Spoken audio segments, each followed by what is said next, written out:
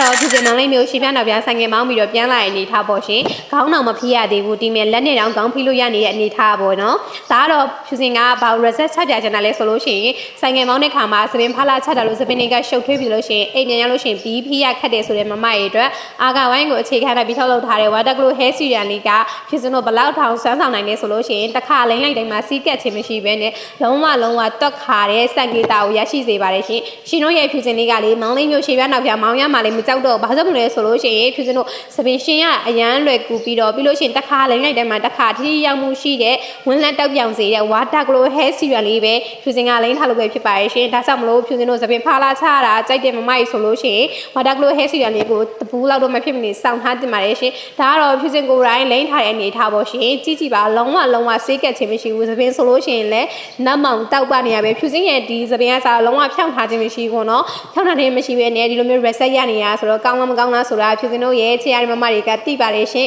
ဒါကြောင့်မို့ဒီနေ့တော့ဖြူစင်ကရန်ကုန်ကနေပြီးတော့ water glow hair serum အထုပ်3အဖူ30ပေါ့နော်ဘူး30မှာတာကိုဖြူစင်ကပုတ်ပြရမယ်နေပဲဖြစ်ပါရဲ့ရှင်တစ်ခါလိမ့်လိုက်တိုင်းမှာစီးကက်မှုမရှိဘဲနဲ့လုံးဝတွက်ခါတဲ့စံကေတာကိုရချင်တယ်ဆိုလို့ရှင်တော့ water glow hair serum ကိုဖြူစင်စီမှာလာမှလို့ရနေပါ